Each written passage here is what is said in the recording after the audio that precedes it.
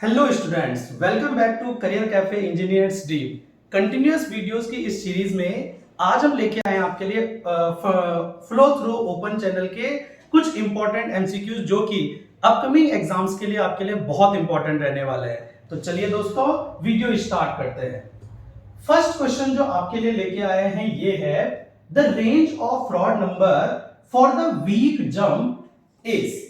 अब सबसे पहले आपको पता होना चाहिए कि फ्रॉड नंबर आपके पास क्या होता है। तो Froude number open channel flow में यूज किया जाता है and it is the ratio of inertia force to gravity force. और अगर फ्रॉड नंबर की बात करें तो फॉर्मूला आता है v अपॉन अंडर रूट जी, जहां पे v वेलोसिटी है, g ग्रेविटी एक्सेलरेशन और d आपके पास हाइड्रोलिक डेप्थ आती है जो कि होता है एरिया अपॉन टॉप विड्थ, यानी कि किसी भी ओपन चैनल के टोटल एरिया या वेटेड एरिया और उसकी टॉप विड्थ का रेशियो कहलाता है हाइड्रोलिक डेप्थ। डी से आप डिनोट कर सकते हैं।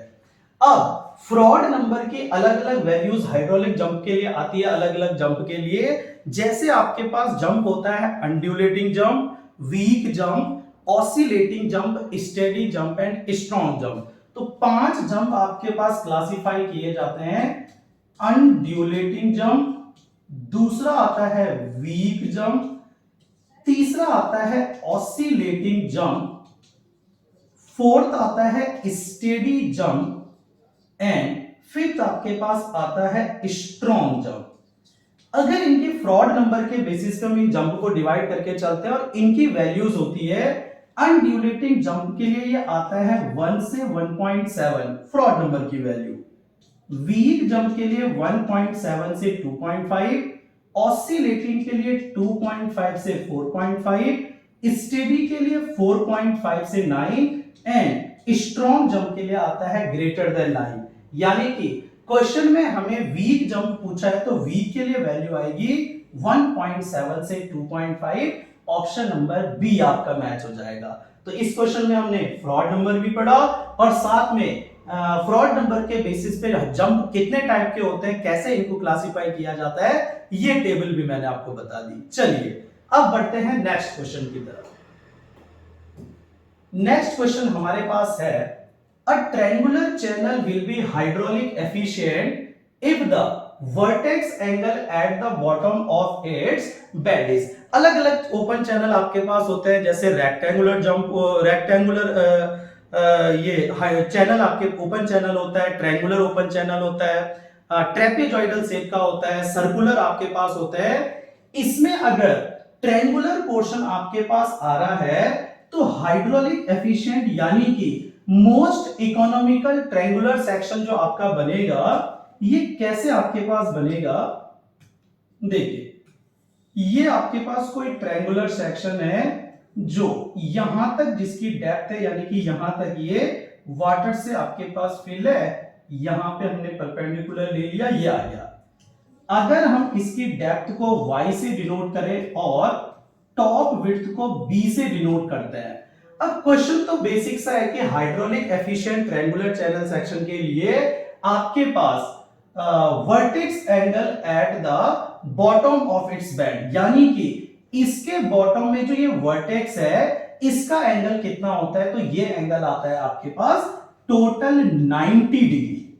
ठीक है, लेकिन इस 90 डिग्री दोनों जो साइड इसकी है स्लोप है 90 डिग्री का एंगल आता है। लेकिन साथ ही में आपको एक दो डिटेल और इसकी बता दूं, किसी भी ट्रायंगुलर सेक्शन में दोनों के बीच में 90 डिग्री का एंगल एंड परपेंडिकुलर या इसके साथ आपके पास 45 डिग्री का एंगल बनता है। हाइड्रोलिक रेडियस अगर आपको ट्रायंगुलर सेक्शन की कोई पूछे तो ये आता है y अपॉन रूट ए। यहीं पे एक रिलेशन और हम यहां पे बना सकते हैं, क्योंकि हाफ एंगल 45 है, डेप्थ आपके पास y है एंड अगर ये b है तो ये हाफ विड्थ आपके पास आ जाएगी b/2। यानी कि हम ले सकते हैं यहां से tan 45 equals to perpendicular b/2 and base y। tan 45 की वैल्यू 1 होती है, यानी कि b अपॉन 2y आ जाएगा एंड 2y इधर आएगा तो ये बन जाएगा b इक्वल्स टू 2y। जैसे कि किसी भी मोस्ट इकोनॉमिकल या हाइड्रोलिक एफिशिएंट रेक्टेंगुलर सेक्शन के लिए विड्थ डेप्थ ऑफ फ्लो की ट्वाइस होनी चाहिए सेम। यही रिलेशन आपका ट्रायंगुलर के लिए भी यूज होता है कि टॉप विड्थ आपकी डेप्थ ऑफ फ्लो की दुगनी होनी चाहिए, तब वो आपके पास हाइड्रोलिक एफिशिएंट बनेगा। यानी कि हाइड्रोलिक एफिशिएंट बनने के दो आपके पास दो चीज आती है। एक तो आएगा कि दोनों साइड के बीच में 90 डिग्री का एंगल, और दूसरा आपके पास आएगा b इक्वल्स टू 2y, और साथ में आपको हाइड्रोलिक रेडियस भी पता होनी चाहिए जो कि आती है y अपॉन रूट 8। डन। चलिए अब बढ़ते हैं नेक्स्ट क्वेश्चन की तरफ। नेक्स्ट क्वेश्चन हमारे पास है the square of discharge per metre width in a wide rectangular channel is 9.8 the critical depth. तो आपको वाइड रेक्टेंगुलर यानी कि रेक्टेंगुलर सेक्शन का क्रिटिकल डेप्थ का आपको फॉर्मूला पता होना चाहिए, और रेक्टेंगुलर सेक्शन के लिए क्रिटिकल डेप्थ का फॉर्मूला आता है q स्क्वायर अपॉन g की पावर 1/3। यहीं पे नॉन रेक्टेंगुलर अगर सेक्शन आपके पास है तो q square upon g equals to a cube upon t आपके पास जनरल इक्वेशन आती है, और यहीं से आप किसी ट्रायंगुलर सेक्शन के लिए भी क्रिटिकल डेप्थ निकाल सकते हैं, जो कि आता है 2q square upon gz square की होल पावर 1/5। अब यहां पे हमारे पास फॉर्मूला है q small q square upon g की पावर 1/3, जहां पे स्मॉल q आपके पास होता है डिस्चार्ज पर यूनिट वेट, और डिस्चार्ज पर यूनिट वेट या पर मीटर डेप्थ आपके पास गिवन है in a rectangular channel section is 9.8। आपके पास 9.8 गिवन है, तो हम सीधे यहां पे रख सकते हैं 9.8, इसका स्क्वायर आपको गिवन है, अपॉन g की वैल्यू आती है 9.8, इसकी होल पावर 1/3। अब 9.8 से 9.8 गया, यानी कि 1 की पावर 1/3 आंसर आपके पास आ जाएगा ऑप्शन नंबर B1। यानी कि यहां से हमने तीन चीज समझी कि रेक्टेंगुलर के लिए भी क्रिटिकल डेप्थ आपके पास आ सकती है, जो कि होता है q स्क्वायर अपॉन g की होल पावर 1/3। ट्रायंगुलर के लिए भी आपके पास 2q square upon gz square की होल पावर 1/5, और जनरल नॉन रेक्टेंगुलर इक्वेशन अगर आपसे कोई पूछे तो ये आता है q square upon g equals to a cube upon t। Point clear. चलिए अब बढ़ते हैं नेक्स्ट क्वेश्चन की तरफ। नेक्स्ट क्वेश्चन आपके पास है इन open channel flow when specific energy is minimum flow condition is. यानी कि अगर आपके पास स्पेसिफिक एनर्जी मिनिमम है तो कैसी फ्लो कंडीशन आपके पास आएगी। तो आपको पता होना चाहिए कि the depth eight which discharge is minimum in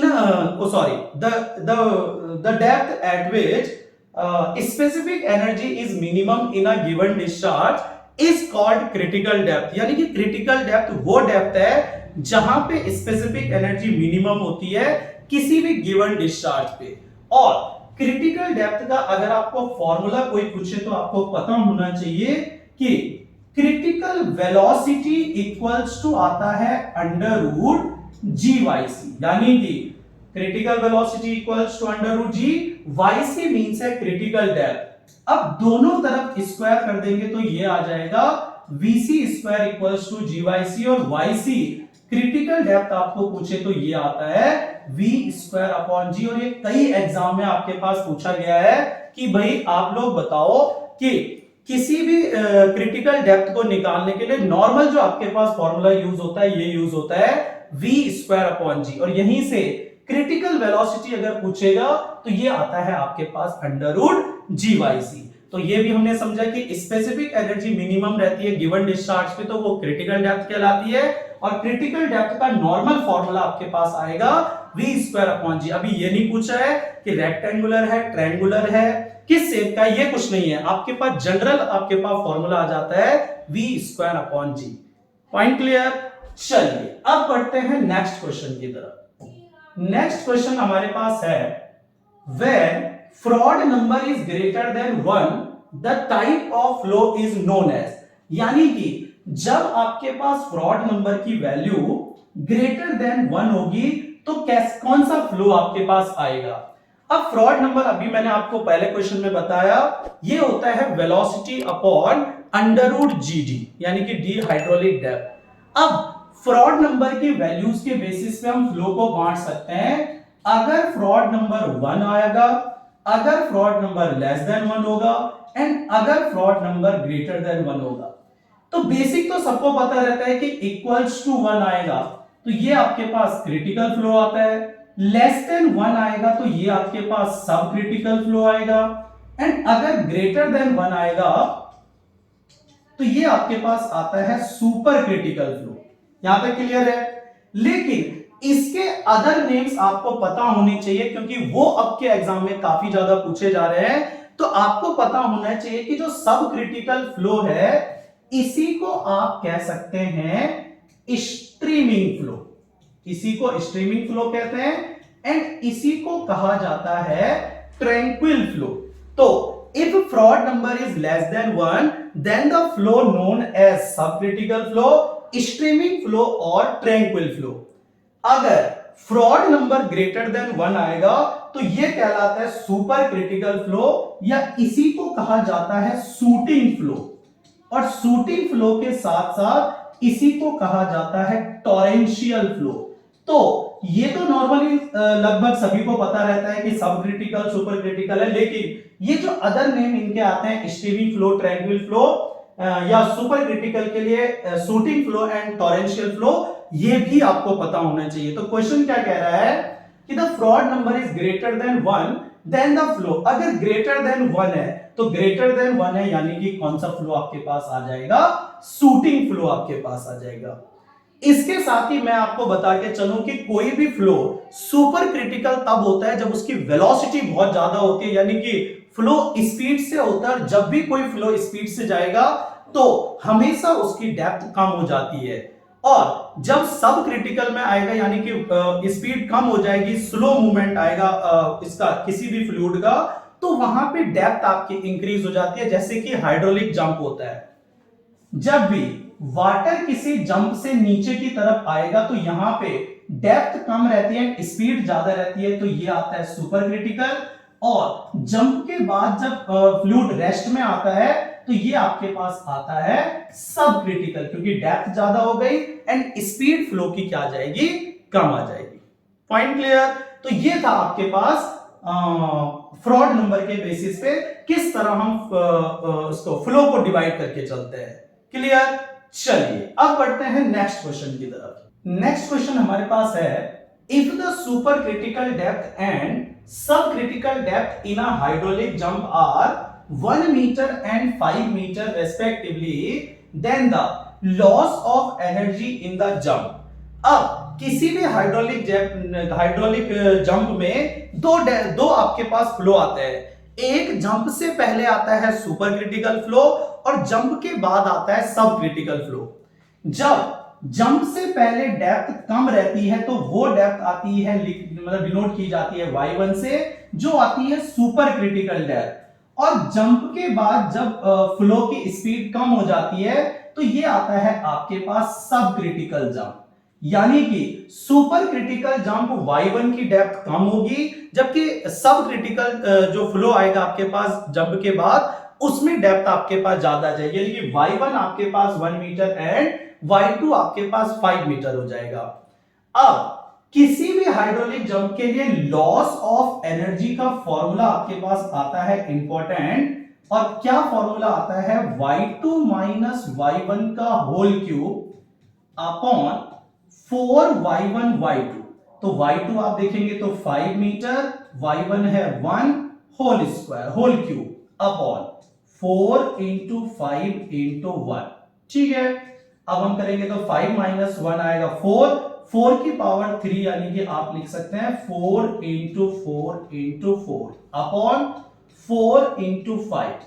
4 से 4 कैंसिल हो गया तो ये आपके पास आएगा 4 4 जो 16 अपॉन 5 3 जो 15 एंड 5 2 जो 10, यानी कि 3.2। तो आपके पास आंसर आ जाएगा ऑप्शन नंबर बी।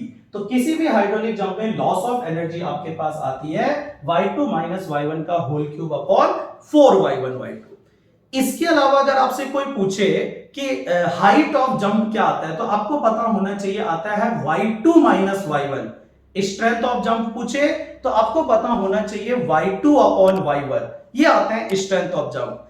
ऐसे अगर y2 और y1 के बीच रिलेशन पूछा जाए तो ये भी आपको पता होना चाहिए कि y2 equals to y1 under root 1 plus 8 F R square, sorry y1 by 2 under root 8 F R square minus 1, ये रिलेशन आपके पास आता है। तो हाइड्रोलिक जंप में super critical to sub critical flow आता है, loss of energy y2 minus y1 का whole cube upon 4y1 y2 आता है, strength of jump y1 upon y2 आता है, height of jump y2 minus y1 आता है, ये और y2 और y1 के बीच ये रिलेशन आता है। तो ये सारी डिटेल आपको पता होनी चाहिए, कोई भी क्वेश्चन एग्जाम में पूछा जा सकता है। चलिए अब बढ़ते हैं नेक्स्ट क्वेश्चन की तरफ। नेक्स्ट क्वेश्चन हमारे पास है, a trapezoidal channel has a bottom width of 6 metre and side slope 1:1। The depth of flow is 2 metre and a discharge of 24 metre cube per second. What would be specific energy? अब specific energy आपको पता होना चाहिए कि किसी भी open channel में channel के बॉटम यानी कि बेस से ऊपर जितनी एनर्जी आती है वाटर की या कोई भी लिक्विड की, वो कहलाती है स्पेसिफिक एनर्जी। और ये दो एनर्जी का प्लस होता है, और क्या एनर्जी आती है?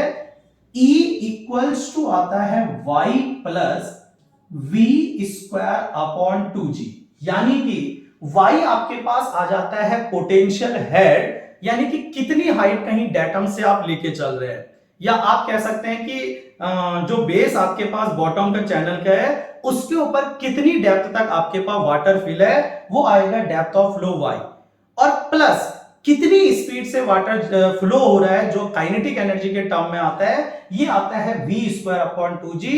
तो y plus v square upon 2g, इस फॉर्मूले से आप स्पेसिफिक एनर्जी कैलकुलेट कर सकते हैं किसी भी ओपन चैनल में। अब हम वैल्यू अगर पुट करें तो y आपके पास दिया है डेप्थ ऑफ फ्लो 2 मीटर, तो ये हमने पुट कर दिया। वेलोसिटी आपके पास हमें निकालनी पड़ेगी, और वेलोसिटी इक्वल्स टू आपको पता है डिस्चार्ज अपॉन एरिया होता है। डिस्चार्ज हमें गिवन है 24। अब किसी भी ट्रेपेजॉइडल सेक्शन के आपको एरिया पता होना चाहिए। बेस विड्थ आपके पास 6 मीटर गिवन है, बॉटम विड्थ ऑफ 6 मीटर ये गिवन है। ऐसा ट्रेपेजॉइडल सेक्शन आपके पास बन रहा है। साइड स्लोप 1:1 गिवन है, और डेप्थ ऑफ फ्लो आपके पास 2 मीटर गिवन है। अब किसी भी ट्रेपेजॉइडल सेक्शन का अगर आप एरिया निकालना चाहते हैं तो ये आता है formula 1/2 sum of parallel side into height, और एक पैरेलल साइड तो 6 मीटर है। टॉप विड्थ निकालने के लिए आपको क्या कहां से समझना पड़ेगा? इस ट्रायंगल से।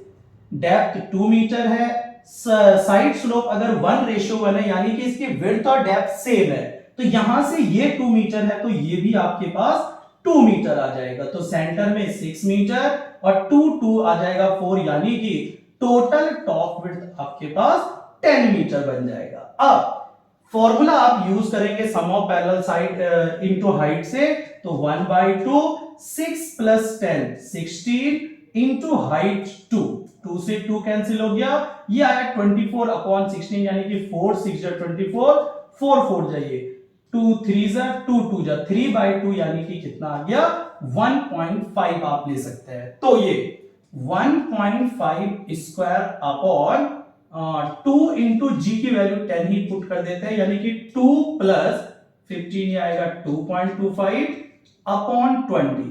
तो आप चाहो तो इसको लिख सकते हैं 2000 डिवाइडेड बाय 225, पॉइंट लगाया 0 बढ़ाया 1 टाइम आया, यानी कि ये आपके पास आ जाएगा 2 प्लस 0.1 ऑलमोस्ट आएगा 2.1। तो अब ऑप्शन अगर आप देखेंगे तो 2.61 1 2.91, यानी कि ऑप्शन नंबर डी आपका मैच हो जाएगा 2.111 मीटर। तो जिन एग्जाम में, जिन एमसीक्यू बेस्ड एग्जाम में कैलकुलेटर अलाउड नहीं होता है, जैसे एसएससी जेईई या यूकेपीएससी जेईई का एग्जाम आपको होने वाला है, तो उनमें इतने न्यूमेरिकल आपके पास आ सकते हैं जिनमें आपको कैलसी की जरूरत नहीं पड़ेगी। और मैं आप लोगों के लिए, आप देख रहे होंगे जो भी वीडियोस लेके आ रहा हूं उन वीडियोस में ऐसे न्यूमेरिकल आपको करवा रहा हूं जिनमें कैल्सी आपका यूज नहीं होता है और साथ में एग्जाम बेस्ड क्वेश्चन है जो एग्जाम में आते हैं, क्योंकि जो भी हम तैयारी करके चल रहे हैं वो तैयारी ऐसी होनी चाहिए कि आपकी एग्जाम ओरिएंटेड तैयारी हो। अगर आप एग्जाम पैटर्न से बाहर की तैयारी करेंगे तो waste of energy, waste of time आपका होगा। चलिए अब बढ़ते हैं नेक्स्ट क्वेश्चन की तरफ। नेक्स्ट क्वेश्चन हमारे पास है, for a given specific energy E, the critical depth YC for a rectangular channel is given by. अब हमारे पास specific energy E and critical depth YC में तीन वैल्यूज आपके पास मतलब पूछी जाती है। वैल्यूज बाकी भी होती हैं लेकिन ये तीन फिक्स्ड वैल्यू है, इसीलिए केवल ये पूछी जाती है। किसी भी रेक्टेंगुलर सेक्शन के लिए स्पेसिफिक एनर्जी क्रिटिकल डेप्थ का 3/2 होता है। किसी भी ट्रायंगुलर सेक्शन के लिए स्पेसिफिक एनर्जी 5/4 YC होता है और किसी भी पैराबोलिक ओपन चैनल सेक्शन के लिए स्पेसिफिक एनर्जी 4/3 क्रिटिकल डेप्थ आपके पास आती है। तो ये तीन चीज आपके पास मेनली पूछी जाती है कि रेक्टेंगुलर सेक्शन के लिए specific energy equals to 3/2 YC, triangular section के लिए 5/4 YC एंड पैराबोलिक के लिए 4/3 YC। अब क्वेश्चन में पूछा है specific energy the critical depth YC for a rectangular section. तो रेक्टेंगुलर सेक्शन के लिए एनर्जी इक्वल्स टू 3/2 YC, यानी कि YC इक्वल्स टू आ जाएगा 2/3 Y। तो यहां से हम ऑप्शन देख सकते हैं, option number D, YC critical depth equals to 2/3 E। Point clear? चलिए अब बढ़ते हैं नेक्स्ट क्वेश्चन की तरफ।